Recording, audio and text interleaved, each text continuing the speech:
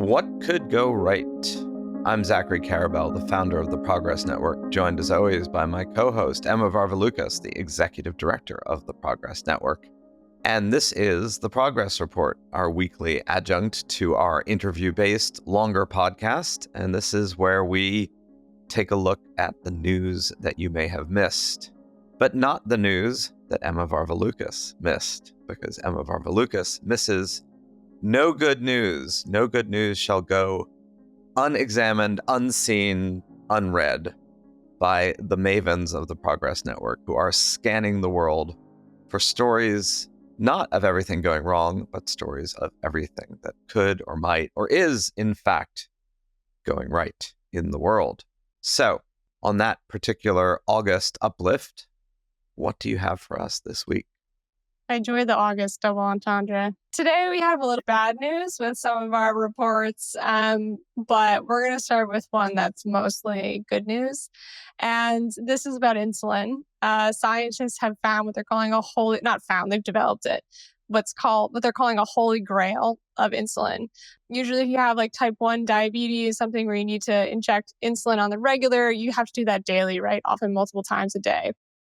They've developed this smart insulin that can actually read your glucose levels while it's inside your body, and it only activates if it needs to be activated, which is really cool. You know, obviously, if you have something like that, you only need to inject it once a week. It's a completely different lifestyle, right? The bad news portion of that is that it hasn't gone through trials yet. They have to start human trials. And of course, we don't know what may happen in human trials. There might be side effects. It might not, the promise might not work out. But we'll have to wait and see on that one because it seems very, very cool.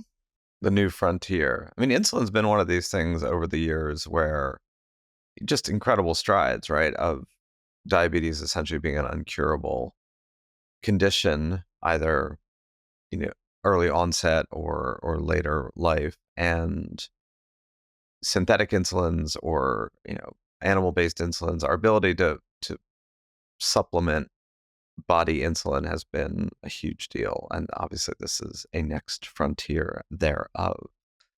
So I have no idea what the science is, right? Like smart insulin, but it's obviously a way for triggering your body's natural monitoring mechanism. But that is in the category of way cool. Yeah, absolutely. So I think this is also in the category of way cool. It's also This is where we start the bad news, good news, right? They're doing a study of Europe. I think it's around 23 or 25 countries that they pulled data from for this. And they have found that Europe is warming much faster than the rest of the globe. So bad news for those of us in Europe. And they have also found that it's something like tens of thousands of people, that the average is 50, but that's a range that they're giving, were killed last year because of heat and heat waves. So that is not good. However, the good part of this is that figure would have been 80% higher, they calculate, if not for effective adaptation against heat waves. So what does that mean? That means public health efforts, AC, just kind of, general changes in individual behavior. But this is the part that I think is also in the way cool category. They've found that people's minimum mortality temperature, i.e. the minimum temperature where you would start to die, has actually risen 2.7 degrees Celsius, so like almost 5 degrees Fahrenheit over the last 20 years. This data is for between 2000 and 2019. So it's literally like our bodies have started to adapt to the heat, and we're able to withstand heat better in the last 20 years than we were before. Wow, that is fascinating. It's like species adaptation to negative environmental impacts as a sign, I guess, of some degree of species resilience. I mean, the negative side, people have often compared people to bugs. Like, we're the most resilient creature on the planet in the face of both man-made and natural catastrophes, and our ability to clearly survive lots of really terrible things, again, some of which are natural, and in terms of climate change, increasingly, some of which are a byproduct of our existence. But that adaptive capacity, I do think we've talked about this a lot on the show, that the unfortunate or fortunate, depending on your perspective, reality of a warming planet is that the real claims of human catastrophe are, at least in my view, much less likely to come to pass than humans simply adapting to a bad deck, right? That we're much more likely to deal with the harms created than we are likely to either prevent them or be done in by them. And again, I don't know whether that's good news or bad news. I just think it's a thing and is going to be ever more of a thing, like our ability to adapt to these realities. Yeah, I mean, definitely the news that we can naturally adapt as an organism to this is much better news than a die at ever increasing numbers, right?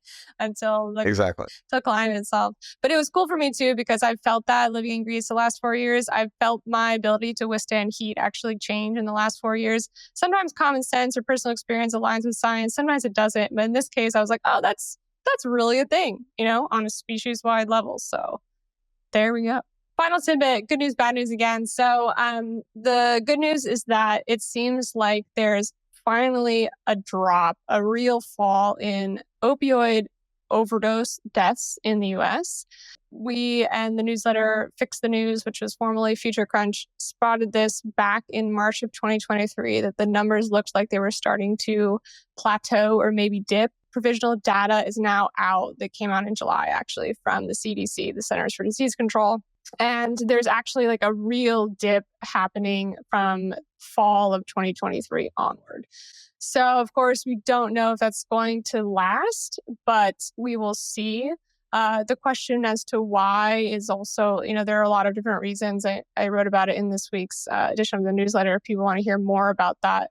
One of them is that this could simply be the return to the pre-pandemic normal. Opioid overdose deaths shot up over the pandemic, much like a host of other bad outcomes, right? Mental health, gun violence, like all of those are returning to normal. And just like that, these drug overdoses are returning to quote unquote normal. There are other reasons to believe that like some of the advances that we've seen in drug treatment development, access to fentanyl test strips, other things like that. So a crackdown on a particular Mexican cartel, crackdown on, China supplying the fentanyl to Mexico. There are other things in the mix as well. So that's all going to play out, in the next year or so. We're going to take another look at the data, but this is really the first encouraging sign that we've seen that we're not just going up and up and up.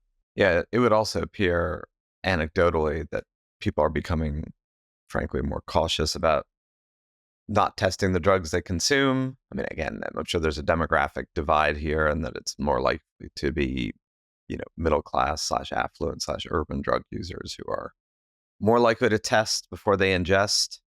But that too is a factor. And I, as your newsletter pointed out, maybe some degree less of overlaced substances with fentanyl, which has always been a perplexing reality, right? I mean, separate from the morality of all this, there's no condition in which the dealer of a product has a particular interest in killing its customers. So the degree to which there are all these fentanyl deaths from overlaced substances was always perplexing. And I think, again, this is a whole other conversation. A lot of that was probably inept production by illegal labs, right? It wasn't like they were purposely overdosing people, because again, that kind of makes no sense. But the extent of it was just a little bit baffling and kind of bizarre on the face of it, right? Yeah, I think that makes more sense when you actually look at a photo of fentanyl compared to something like heroin. Like it's so tiny. Like the amount that you need to die is so little, 10 grains of sugar less than that. It's minuscule. So I think that's part of it, right? And we have these quote unquote production facilities, let's say is a very generous term. They are not equipped to be handling materials that are so small well, per your point. But the other thing too is that what you're saying about general awareness is also true. There was also a study, I talk about this in the newsletter, that came out recently that talked about market-driven epidemics, which means epidemics that are driven by companies that know that their products are harmful, but are well, we don't care, we want to make money. And, when forces combine, authoritative voices, professional alarm, all kinds of different things come together. The consumption, peak consumption does pass. I can't talk. Peak consumption does pass.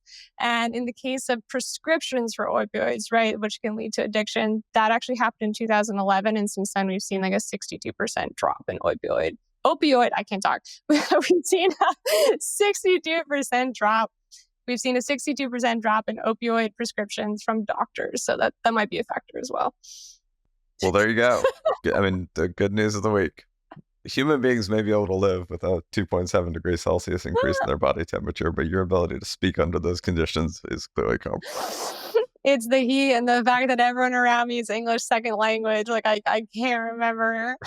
I can't remember how to pronounce things anymore. That's pretty funny.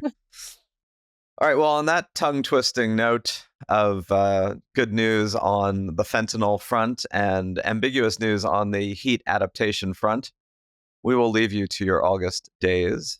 Whether or not this finds you in a 2.7 degree Celsius increased temperature at the beach or in your apartment or wherever life and heat may find you, we hope you're having a good August and that you will, apropos this progress report, these weekly progress reports, keep an eye out for stories that are pointing in a better direction, or at least a direction that is less dyspeptic and less dystopian. Two of my favorite words on this podcast, dyspeptic and dystopian, and I'm going to stick with them. But as you read and listen and notice what's going on in the world, I guess we all should try to be more tuned in to things that are working, given how tuned in we are instinctually and culturally to things that are not. So thank you, Emma, for checking it out, and we'll be back with you next week. Thanks, Zachary, and thanks to everyone, as always, for listening.